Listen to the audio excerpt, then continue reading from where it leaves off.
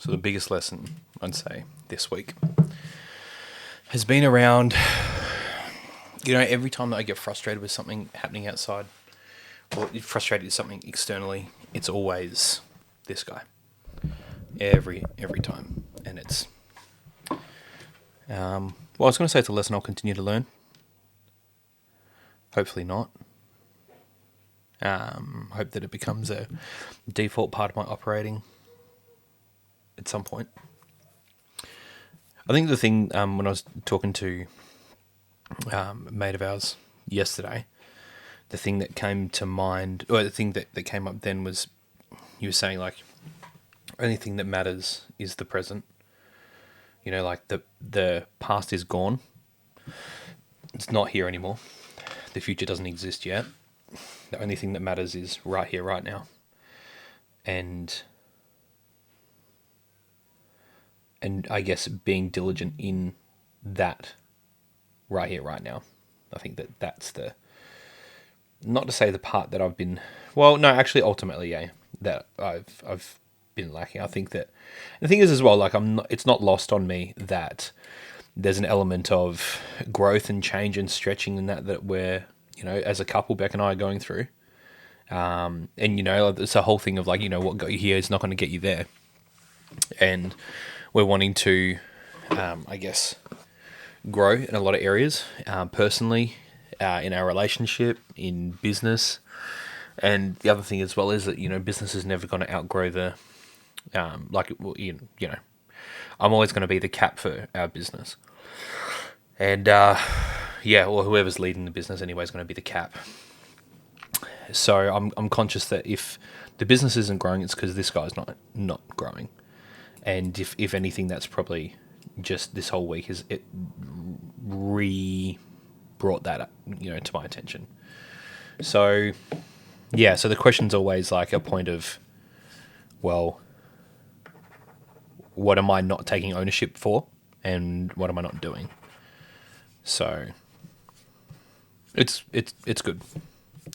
Anyway, so morning started, hit the gym, which was really cool, and I'm starting to get the what do you call it?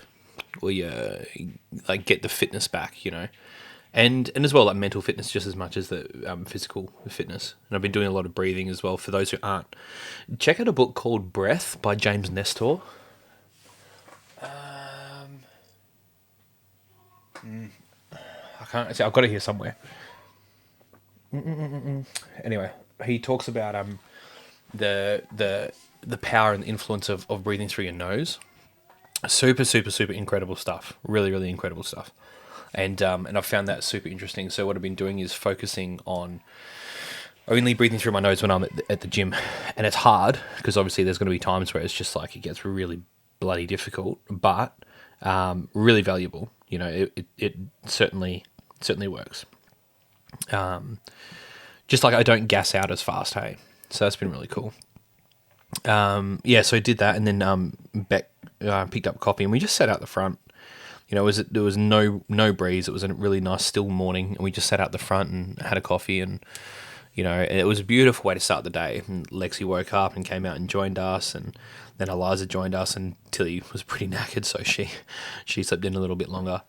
But it was great, like Lexi just made Brekky and for the tour, and they just sat outside in front of us, and we just sat and talked and hung out, and it was just a really beautiful way to start the day, like, connecting, Beck and I.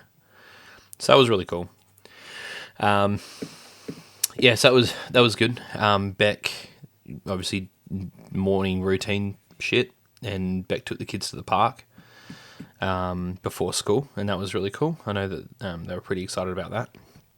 And the girls, they've got this car. So our rule is we're not going to give our kids money. I don't believe in it. Chores are because you like having a house that's in order. You don't get paid for them. There's no jobs that you do that you're going to get paid for around the house. That's how it works. There's shit you need to do to exist. But that's it, So yeah, but if you want to make money, 100% more than willing to help you. So over the last probably 18 months, the girls have been they started with just the lemons out the back, and they kept selling those and then buying more and more and more stuff until they got the point that they had enough money for a fairy floss machine, and then they took that to a it was a like night market, like a Christmas market thing. And they made, after all their expenses and stuff, they made like $900 in the night. It was it was incredible.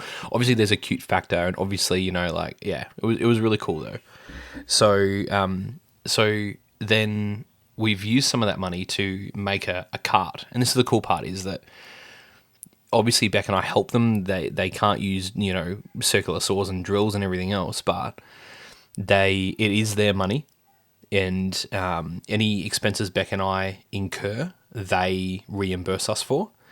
And so what we're going to be doing is we've made this cart, and the intention is that they'll be able to rent it out to for events, and it looks really cool. I'll see if I've got I don't actually have a photo. I put my phone in grayscale mode so you can see.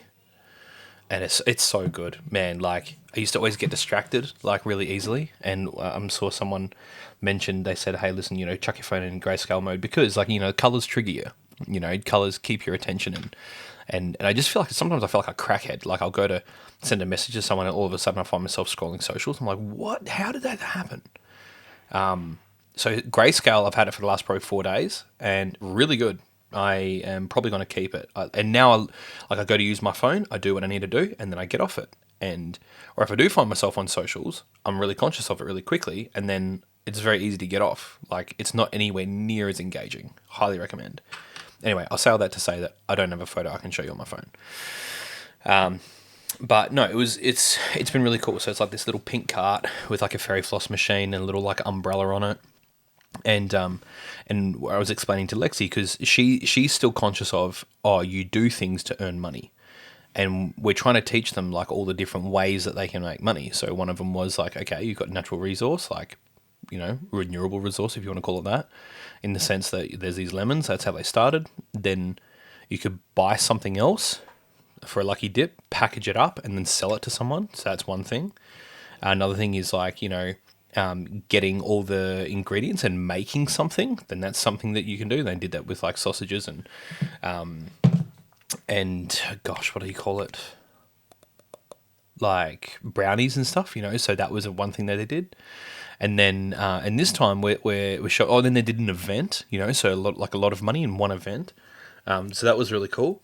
And now where I was explaining to Lexi and Tilly, I was like, when this is up and running, I was like, you've done everything now, and now people will pay you to come and borrow it. I was like, so you can be at school and earn, and people will pay you while you're at school, and you don't actually have to do anything. You might have to clean it up when they get back and look after it, make sure it's okay, but you don't have to do anything while you're at school, and you're still going to get paid. And Lexi obviously understood a little bit more because she's a bit older, but you could see like it was clicking. They're like, whoa, like I don't have to do things to earn money. I can make things that continue to earn me money. And so anyway, so there's a few little amendments I needed to make to that. So I did that. Really excited for the girls to start doing that. And Beck and I were saying that we've got a spare iPad kicking around at home. And and what we'll do is we'll give them access to like that bank account, and we'll show them how to like log in and make sure that things are paid. And they're super young, like she's like 6, right? But everywhere we go, like Lex just loves it, and until he's 4. So but they genuinely like everywhere we go. Like we were at Gage Roads when we're down in Perth for work not long ago, and we went out to dinner at Gage Roads. And for those that are familiar with it, there's like a sand pit with like a car and a boat, and there's like a little climbing wall and a little like shop front. And even when we were out at dinner, Lexi like picked up all these like little bits, and she like had it all set up there, and she was playing shops with the other kids, and the kids would have to come and buy stuff off her. And the thing that I love about this is that Beck and I, we've been really intentional that we want to make their associations with money fun. That money's not, 1, it's not hard, and 2, it's easy to get. And you can have fun doing it, right? So that's the easy part.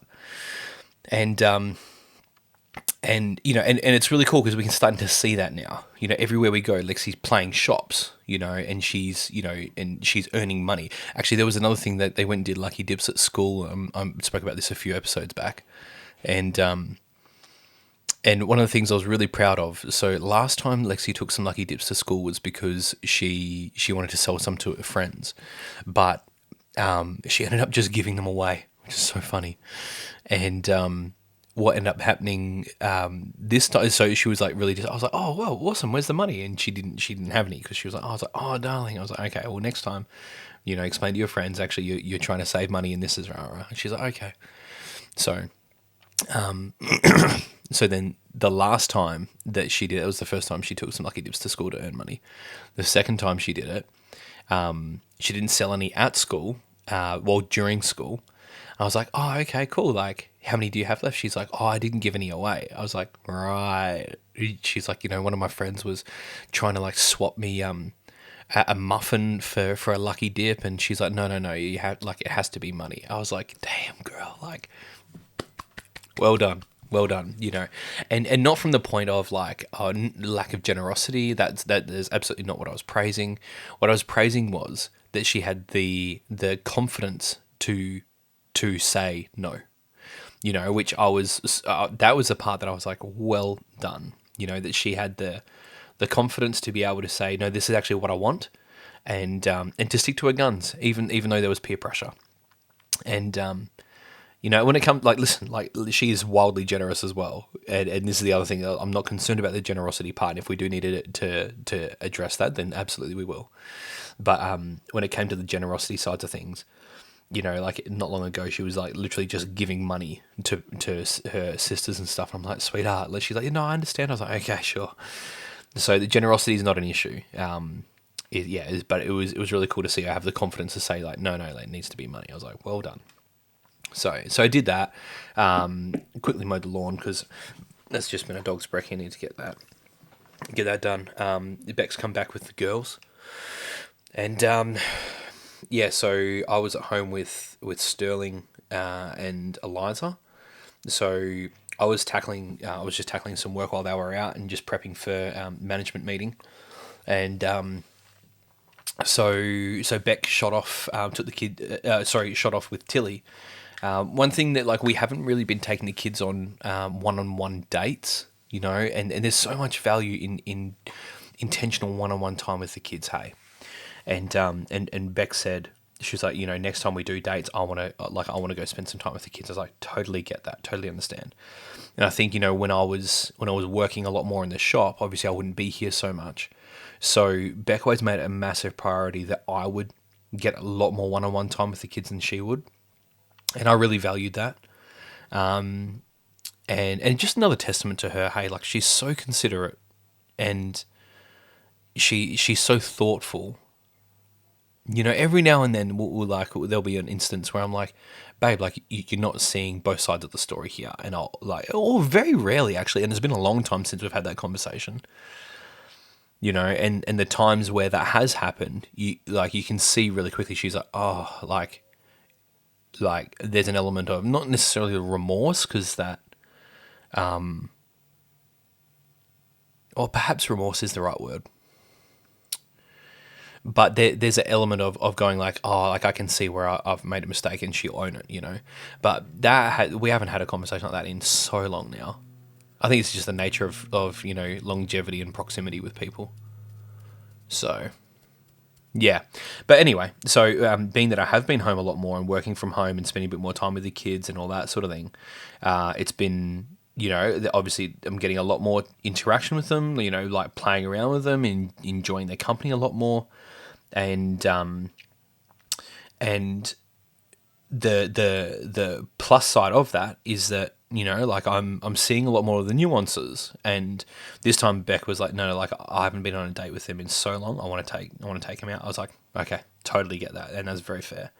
So she headed to the movies with Tills, and then her arvo kind of turned to shit a little bit. They were going to go to lunch, and there was a chiro appointment and all these sorts of things, and they didn't really get like quality one-on-one time where they really get to hang out, where they got to hang out.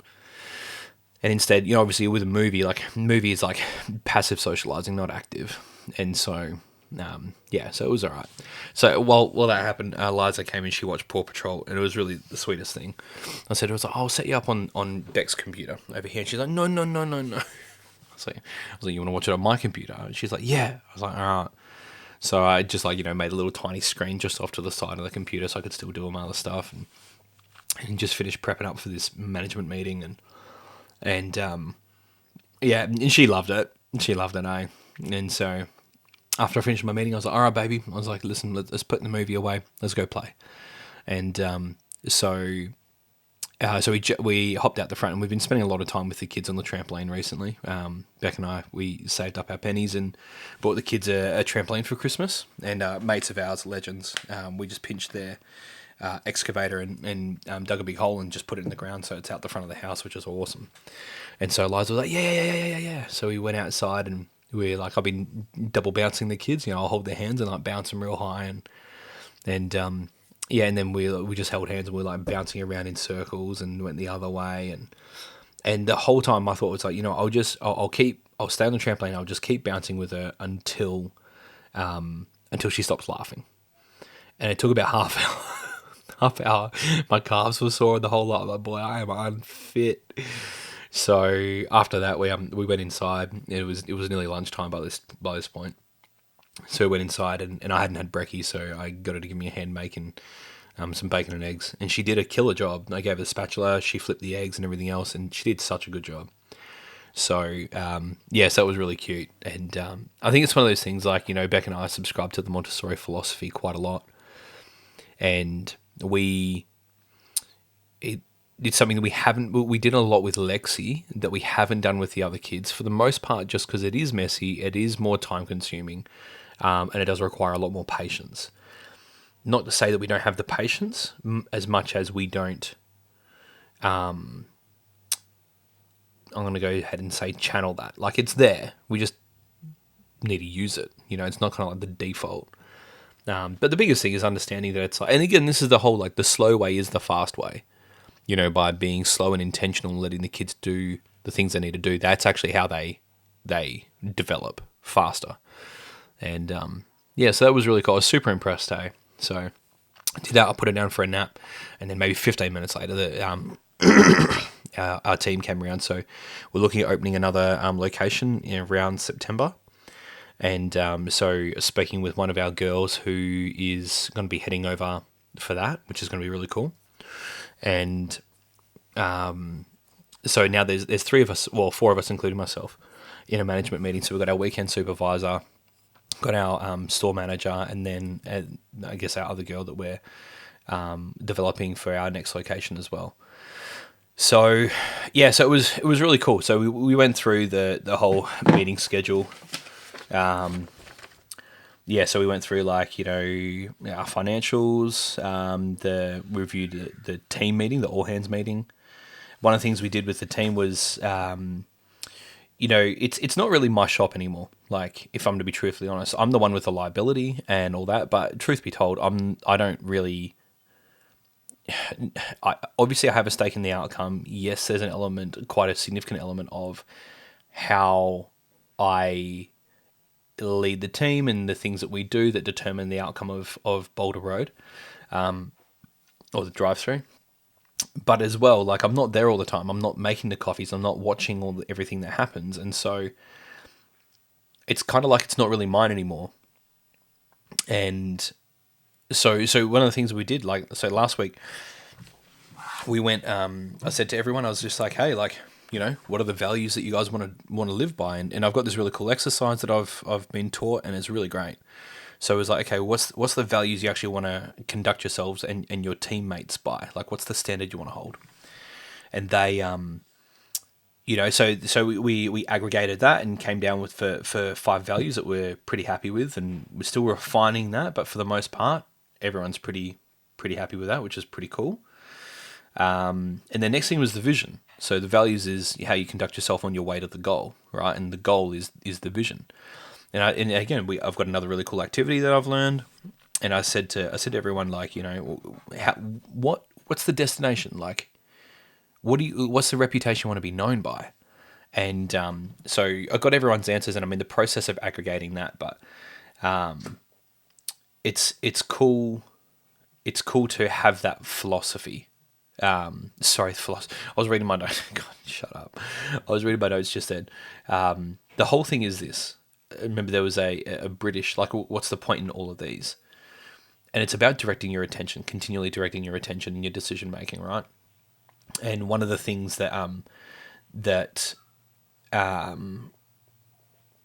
came when I was talking with the team yesterday was around there's the British rowing team, if I remember, or cycling team, or one of them. But anyway, they were terrible for so long, and one of the coaches came in, and the whole mentality was, doesn't make the boat go fast. It was the cycling team. The rowing team. And the whole question was, every decision they made filtered through the question of, does it make the boat go faster? You know, do these outfits, like, does it make the boat go faster? Does going out partying on the weekend make the boat go faster? Like, that's the outcome we want. If that's actually the outcome we want, then we live in accordance with achieving that. And so saying to the guys, I'm like, okay, like, if this is the vision that everybody subscribes to, the whole team is on deck with, and these are the values that you say you want to operate by, then the question is, does it make the boat go faster? Proverbially. Do we get closer to our goal? Every decision.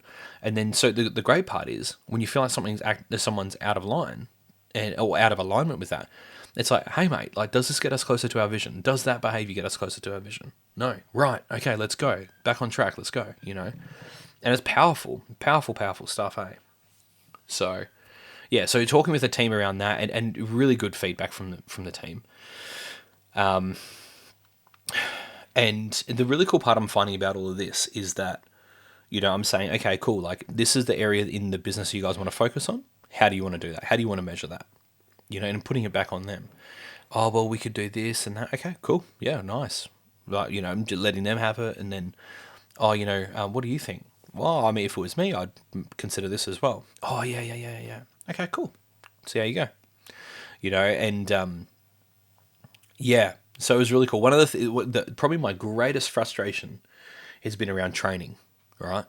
And like, and I've built, I think I'm up to my fourth different, like, process and or like system that I've developed, and every time I'm like, yeah, cool, like, it's got good incentive, it'll encourage buy-in, it's really clear, all the resources are there, we've made it as clear as possible, we've made it really visual for the team, like, and in my head I'm like ticking all the boxes that I know need to be ticked for a quality system, and then it just doesn't get used, and I'm like, what is going on?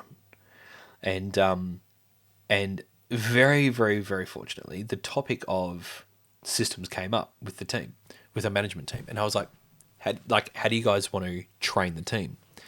And one of our girls who's headed to our new location, she said to us, she just, like, you know, she's been, for the most part, she's generally reserved, but, you know, she jumped in straight away, had a big opinion on it, and I was like, I just sat back and I just let her ramble, and I was like, this is so good. And her pitch changed, and her body language changed, and she was like, and I was like, all right, this is something that she's on board with. And I just said to her, I was like, hey, listen, like, how about for the rest of the week, and give some consideration to the structure and the flow of how you think the training should be. And because the thing is as well, it can be the shittest training process ever, but if everybody uses it and it works for everyone, then it's the best training process ever. And meanwhile, I've been doing the opposite. I've been building the best possible training process, except for no one uses it. Therefore, it's the worst training process. So, and I just said to her, I was like, hey, listen, like, if this is something that you guys want to use, you tell me how you want it to look, I'll do it. No problems whatsoever. I'm more than happy to do that for you. And she was like, okay, cool. I was like, so give some thought to that. Happy days. You know, so, and this is the thing that I kind of realized on the back of that after reflecting the meeting, was realizing that, you know, I'm always the problem. And in that, I'm always the problem when I don't want to take ownership, right? Like, everything is about extreme ownership, and the frustration, and when I was talking about, like, that chasm of frustration, right, where I'm here and I'm there, and there's a chasm between, when frustration is the thing that makes you go boom across. And or like say if there's like an invisible wall, it's the frustration is the power that gets you to break through that wall, and the outcome you want is on the other side, right? And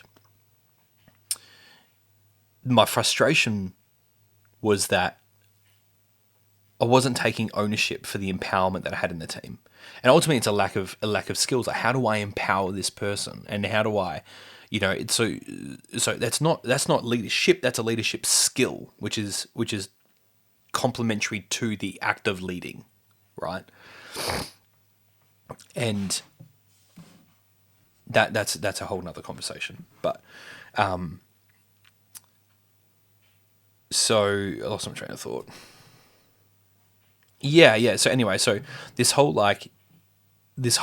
process of what I've realized is opening the books to our team has been a forcing function for me, because now everything's wildly transparent. Because everything's so transparent, now I have to really, really, really show up. I have to be really prepared. I have to be really diligent. I have to communicate heaps better. And guess what that does? That creates alignment, and now that people are engaged and everything else, and now people are on board. And I'm going, did I need open book to achieve that? Probably not.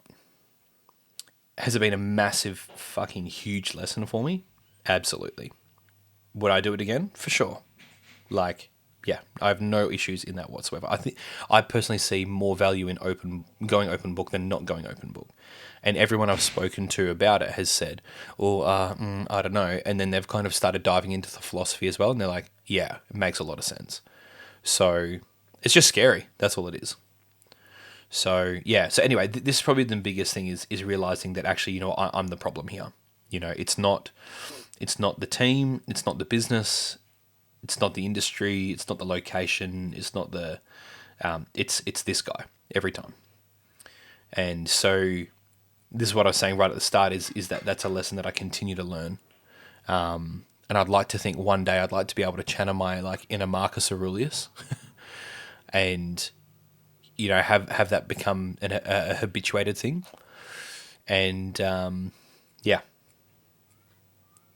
I think there's a lot of value in Stoic philosophy for the most part, because it centers the focus back on self. So, yeah.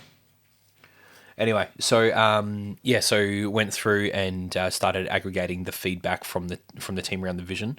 I'm really conscious that it's important to make it really concise but accurate, so that we haven't got something that takes forever. Like, people need to be able to know really quickly what we're about, and so I'm still aggregating that in a way that works. Then I had to head out and get some stuff for the shop, and shot down and moved some iPads around and fixed a sign and just maintenance things. And one of the things I said to our team is like, listen, before we really grow, we need to tie off all our loose ends, all the things that are kind of working but not quite, and all the systems we've got that have worked but not have.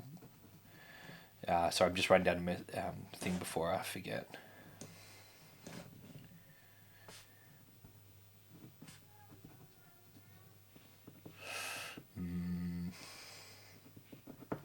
So, just tying off all the loose ends we've got around the shop before I, pull the trigger and we start actioning all this new change and everything else. In fact, we already have started the new change, so we're kind of going, all right, or before we grow this way on and leave all this loose ends, let's tidy this up, let's get that looking sexy, and then we'll go at it again.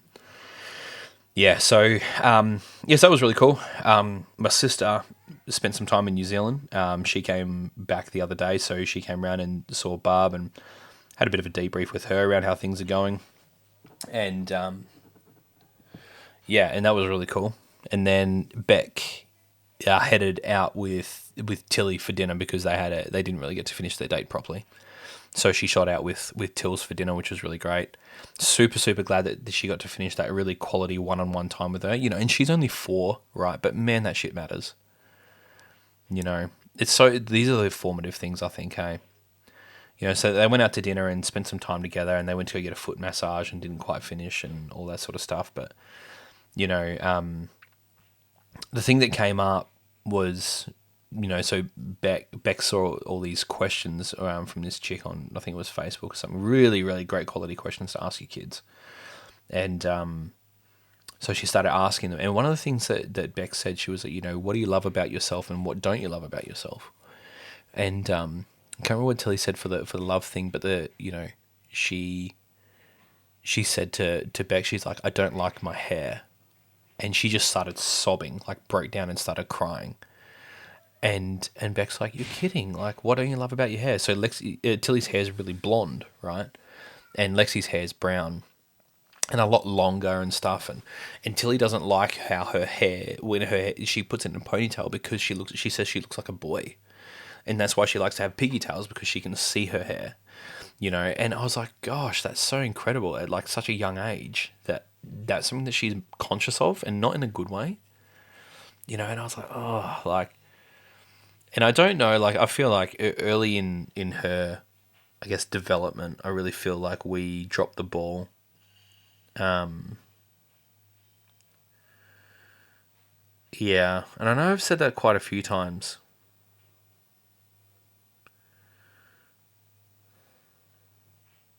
Like, I see Tilly and myself a lot. She has very similar interests that I do. Yeah. She's so beautiful. So that was sad to hear that. Yeah. And I mean, the reason I say all that is I feel like, it's an identity thing, in the sense that, that, well, this is how it seems to me to be expressed anyway, and whether I'm reading this right or not, because I'm not a child psychologist or whatever, but I'm conscious. One of the best things I read, Gabor Mate, he's got a book called Myth of Normal. Highly, highly, highly recommend it.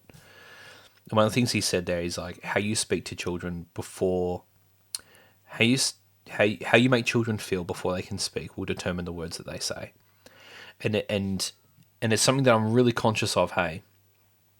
And like, I wish that I knew this shit, and I wish that I understood the gravity of it when we were first parents. And I just think, like, like everybody says, oh, like, oh, you never be ready. Like, don't beat yourself up too much and everything else. And I understand understand why, because it's like, well, you're not going to improve at all if you're feeling like a piece of shit, right? Because all you're doing is just stirring up hate, and then that hate has to come out somewhere, and it goes on your kids. So it's like, okay, well, if you don't want to keep abusing your kids, you've got to give yourself some, like, cut yourself some slack for the shit you've done to your kids, right? So it's a bit fucked up, but that's the theory. But at the same time, don't neglect the fact that you're fucking hurting your kids. Like, it's also, yeah, okay, like, forgive yourself for the shit you've done, but then continue to change. Don't just be like, oh, like, wipe my slate clean and then move on. Like, no, fucking change what you're doing, because it's not without consequence. And I really wish that I understood the importance of what we were doing when we first became parents, and understood the gravity of our impact, and the, and I think that now, like, we're in a position where if we need a hand, we actually ask for help, rather than just, it's okay, I'll do it, and you're trying to work. I understand you're trying to work it out, but it genuinely takes an entire fucking village, and society absolutely has changed so much, but human needs haven't changed. Like, you still need the support, you still need the community, you still need people around you, you still need people to, to talk with people and realize, oh, like, everyone's a bit fucked up, like, that's really helpful. And, none of that changes. And I kind of, like, if I, oh God, if I had my time again, far out, if I had my time again. People say they don't regret things, I do. I think that, I don't understand how people can't regret. I understand that people wouldn't want to change who they are, and they wouldn't, and that means that they would have the same experiences to be the person that they are, and I understand that. But the impacts, and I think that the decisions that we've made as parents, not knowing that actually it's the shit in us, not the kids. The kids aren't the problem at all. That is a neutral stimulus, and the things that we've not dealt with and the frustrations that we have to, in our upbringings, and that is the thing that is triggering us because of what they're doing. And I feel like if I had that awareness back when Lex was born, and then, as Tills was probably around the age of maybe like 1 when I really started like working with a mindset coach, and this guy, Nero's his name, and I know I talk about him a lot. God, like the best money I've ever spent in my life. I'd probably either be broke or divorced if I'd not worked with him. Just getting to the core of the why I do what I do, and dealing with that so that I'm not like chucking on my kids. But anyway, that's a whole tangent. Back to Tilly. I really feel like we were in this whole hurricane of shit at the time where, we were taking on a whole heap of new risk. We were starting a business. We were moving houses. We were, we'd sold our house. We were trying to find another house and moved into a mate's house in the meantime. I just lost a job.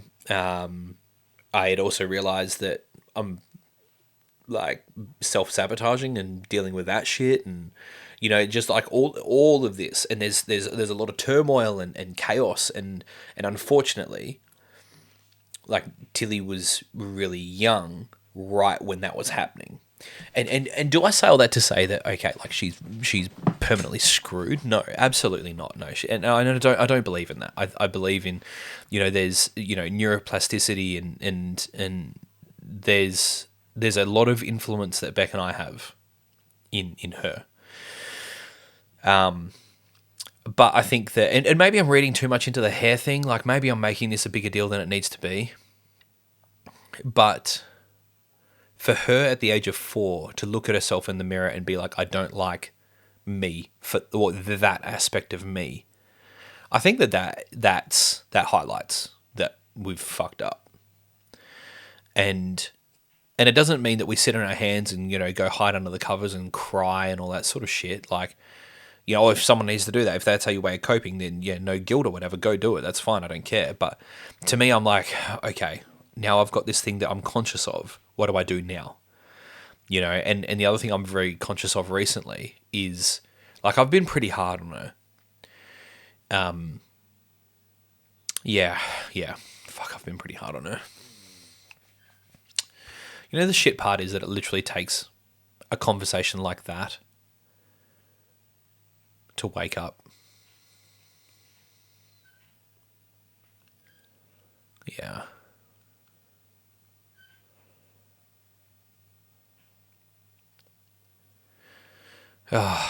It always comes back to love.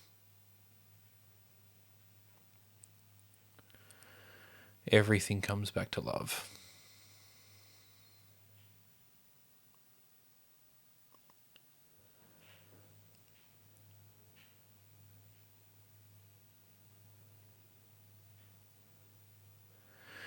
My mum said to me not long ago, she's like, Bill, it's really important to love your kids, but it's just as important to enjoy them.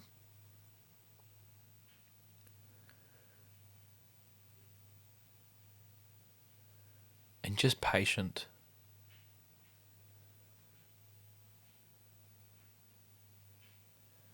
Patience.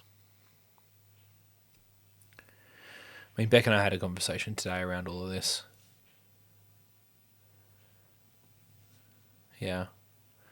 Just saying how, like, just being more involved with the kids and getting them to do more with us, and, and make more dinners, and, and just, because the thing is, like, play and work to kids is the same.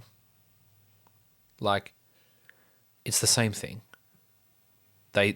For them, they're hanging out with you, they're doing stuff together, and oh man. And I just think about like, there was this one guy, I remember him saying, he's like, imagine that the only thing that you care about in the entire world, nothing else matters except for the attention of two people. Out of the 8 billion that exist, the only thing you care about, the only thing you want is the attention of two people. You know, like kids they just want to be part of and just do life with you and be with you. And yeah, and that's something that we've obviously our lives have been getting busy. Now we've got 4 kids. You know, we've got swimming lessons, we've got sports now, and you know, like and life's busy. And that's not an excuse. To me, it just means that we need to be more. It's just a point of leveling up, really.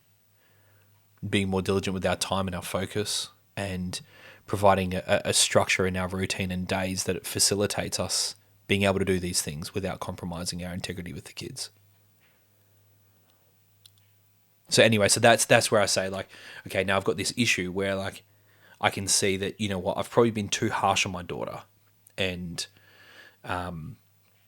she's 4, for fuck's sake. Like, god damn, give her a break.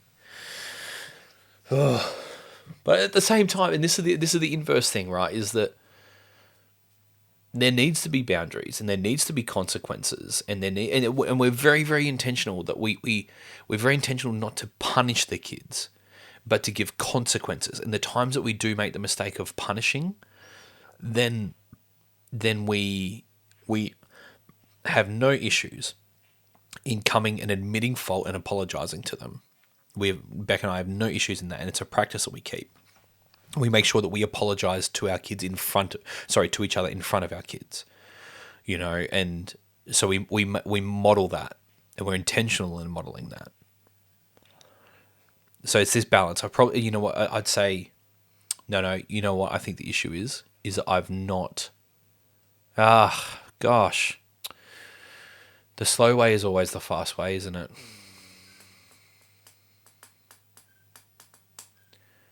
You know, if I just took the time to be intentional, to be present, rather than rushing through and trying to deal with whatever problem they've got, I would have been more caring, more considerate, and more loving in in delivering the consequence, rather than just trying to, like,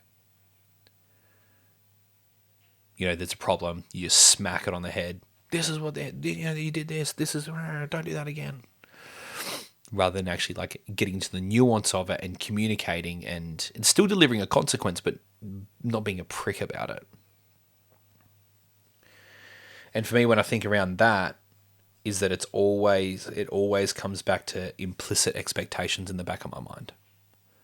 Things should be a certain way. We should be doing it this way. You should be doing that. You shouldn't be doing that. Because of that, this, like, rather than just going, you know, I've got these expectations, and those implicit expectations I've got is what causes my frustration, which then I lash out on the kids. And then that comes back to presence, being present. That's always the answer, isn't it? Presence.